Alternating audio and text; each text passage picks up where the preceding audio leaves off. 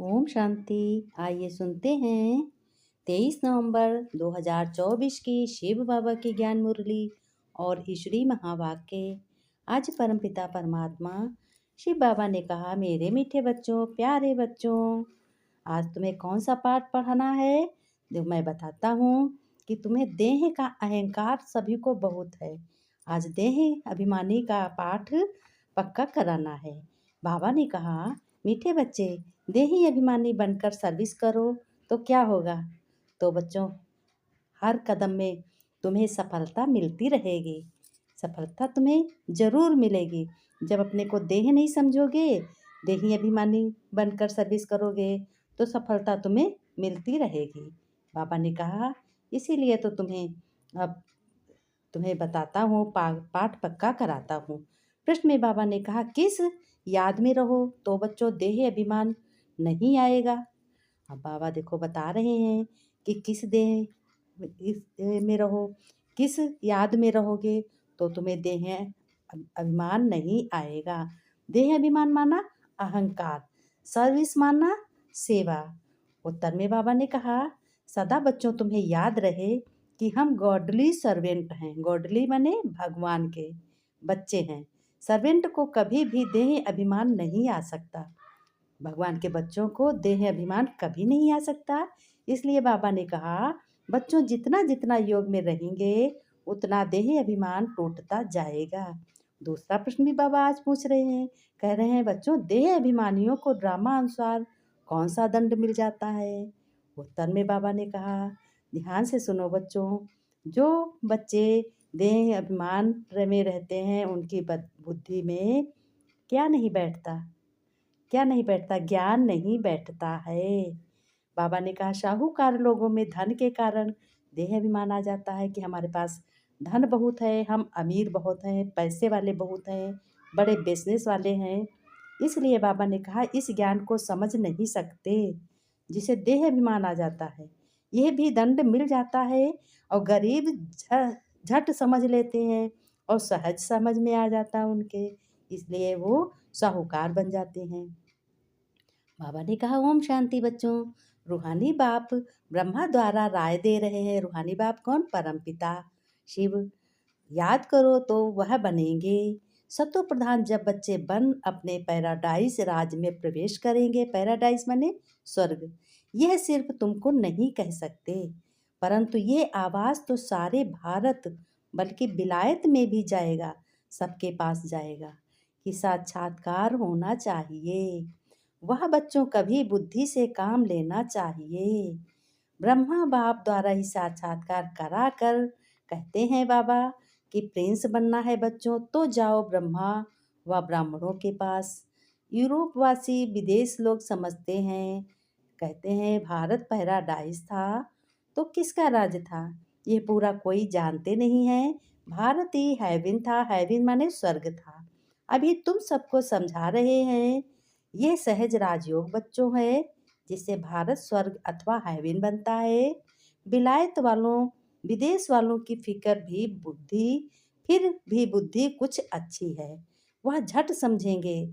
तो अब सर्विसेबल बच्चों को क्या करना है? सर्विसेबल बच्चों को झट से बताना है, आवाज़ पढ़ना है कि जैसे बाबा ने कहा, साहूकारों तो बहु पुरुषार्थ करना नहीं है, देह अभिमान बहुत है। बाबा ने कहा, बच्चों ओपिनियन लिखते हैं कि यह बहुत अच्छा कार्य कर रहे हैं, परंतु खुद समझते नहीं हैं। थोड़ा कुछ टच होता है तो आते हैं, फिर भी गरीब अपना अच्छा भाग्य बनाएंगे और समझने का पुरुषार्थ भी करेंगे। बाबा ने कहा, ज्ञान की नॉलेज सुनकर बहुत तुम बच्चे खुश हो जाते हो और विदेशी वाले भी बहुत खुश हो जाते हैं। देखो अंग्रेज लोग जो हैं भारत की बहुत वैल्यू समझते हैं, भारतवासियों की बड़ी इज्जत करते हैं, उनको भारत टहलना बहुत अच्छा लगता है। बाबा ने कहा, गवर्नमेंट की ऑफिसर्स पिछाड़ी कितनी मेहनत करते हैं, परंतु उन्हें फुर्सत ही नहीं है। उन्हों को घर बैठे साक्षात्कार भी हो जाएगा तो भी बुद्धि में नहीं आएगा। बाबा राय देते हैं, कहते हैं तो बच्चों को बाबा कौन सी राय देते हैं? कहते हैं ओपिनियन अच्छी अच्छी इकट्ठी करके उनका एक अच्छा किताब बनावें। राय दे सकते हैं, देखो कितना सबको ये अच्छा लगता है। भारतवासी भी सहज राजयोग जानने चाहते हैं। स्वर्ग के देवी देवताओं की, बाबा ने कहा, स्वर्ग के देवी देवताओं जैसे।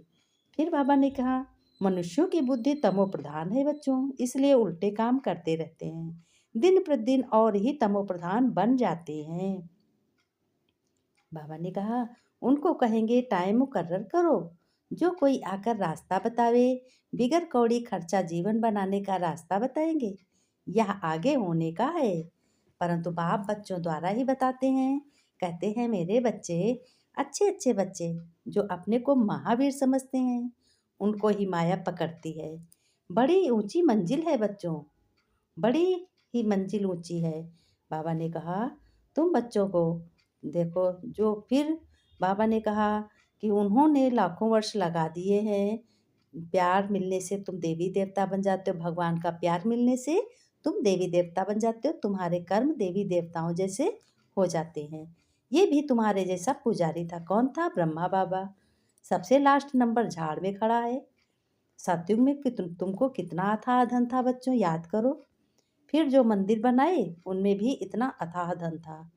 जिसको देखो, सोमनाथ मंदिर देखो कितना था, आज भी वो सोने से जड़ा हुआ है। महमूद गजनबी ने उसको उसको बहुत लूटा, बहुत लूटा, फिर भी आज भी उसमें बहुत सोना है जड़ा हुआ। बाबा ने कहा, फिर जो मंदिर बनावे उनमें इतना धन था जिनको जिसको आकर लूटा। मंदिर तो और भी होंगे ना, प्रजा के भी मंदिर होंगे। प्रजा तो और ही शाहूकार होती है। प्रजा से राजे लोग क्या करते हैं? कर्जा उठाते हैं। राजा लोग प्रजा से राजे लोग कर्जा उठाते हैं। बहुत गंदी दुनिया है। अब प्रजा जनता ने जो छोटे छोटे मनुष्यों से, छोटी छोटी आत्माओं से सब लोग छोटा छोटा पैसा इकट्ठा करके बड़ा काम कर लेते हैं। कहते हैं कि मन मना भाव का अर्थ नहीं समझते। जो करेगा सो पाएगा बच्चों। जैसे आप अच्छा करोगे तो आप ही पाओगे। इसका कर्म का भागी कोई नहीं बन सकता। कर्म आपे ही दूसरे को ढूंढ लेता है। तुम नहीं कर्म को ढूंढोगे, कर्म तुम्हें खुद ही ढूंढ लेगा, क्योंकि कर्म को बहुत पहचान है। कर्म अपने आप उसको ढूंढ लेता है, जो कर्म करने वाले को। गलत कर्म करोगे तो गलत फल होगा, अच्छा करोगे तो अच्छा होगा, उसमें खुशी भी होगी, दुख नहीं होगा। बाबा ने कहा, इसीलिए तो कहते हैं, देह अभिमान आया फिर क्या हो गया? गिरा, गिर पड़ा। मन मना भाव का अर्थ नहीं बच्चे समझते, सिर्फ श्लोक कंठ कर लेते हैं। ज्ञान तो उनमें हो न सके सिवाय तुम ब्राह्मणों के। तुम ही ब्राह्मण बच्चे हो, तुम्हें सिवा किसी में ज्ञान नहीं है। साधु संत महात्मा भी बड़े बड़े इस ज्ञान को सुनते हैं और वो भी तारीफ करते हैं। वो भी कहते हैं, सत्य पहचान यही है कि ईश्वर शिव परमात्मा सत्य है और आत्मा सत्य है, दो ही सत्य हैं। बाबा ने कहा, ज्ञान तो उनमें हो न सके, कोई मठ पंथ वाला देवता बन न सके। बाबा ने कहा, जो कल्प पहले बने हैं वही बनेंगे, जिन्होंने सुना है वही सुनेंगे। झाड़ बहुत बड़ा हो गया है, फिर आगे आगे बढ़ता ही जाता है। जैसे चींटी मार्ग से विहंग मार्ग होता है।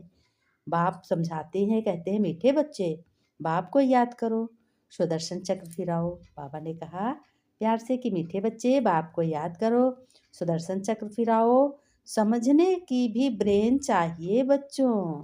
बाबा ने कहा कि दिमाग बहुत बड़ा होना चाहिए, जिसमें समझ में झट से आ जाए। कोई की बुद्धि में बैठना बड़ा मुश्किल होता है। वर्ल्ड की हिस्ट्री ज्योग्राफी है ना। राम राज्य में इन देवी देवताओं का राज्य था। बाबा कह रहे हैं, किसी की बुद्धि में बैठना बड़ा मुश्किल होता है। कोई ढोलक मजीरे तो नगाड़े बजते नहीं हैं, ना कोई भजन कीर्तन होता है जो समझ में आ जाए, ना तेज तर्राक आवाज़ होती। यहाँ तो शांति का वातावरण होता, क्योंकि शांति सागर स्वयं परमपिता परमात्मा इस ज्ञान को सुनाते हैं। किसमें सुनाते हैं? ब्रह्मा के रथ द्वारा, ब्रह्मा के मुख द्वारा सुनाते हैं और शंख ध्वनि करते हैं। शंख क्या हो गया? ब्रह्मा का मुख। वो शंख हो गया, ध्वनि माने ज्ञान, मुख द्वारा ज्ञान सुनाते हैं। बाबा ने कहा, राम राज्य में देवी देवताओं का राज्य था, उन्हों की पूजा होती थी। बाप ने आज आकर समझाया, कहा, तुम ही बच्चे पूज्य और तुम ही पुजारी बनते हो। हम सो का अर्थ जानते हो क्या है? बाबा ने कहा हम सो का अर्थ क्या है, भी बच्चों को समझाया। हम सो देवता, हम सो छत्री। बाजोली है ना बच्चों, इनको अच्छी तरह समझना है और समझाने की कोशिश भी करनी है। बाबा ने कहा इतने सारे जंगल की सफाई किसने की? बागवान खिवैया बाप को ही कहते हैं। अब तुम्हारा बागवान खिवैया है बाप, परमपिता परमात्मा। भगवान जिसका खिवैया हो जाए उसको कितना प्रेम हो जाएगा भगवान से।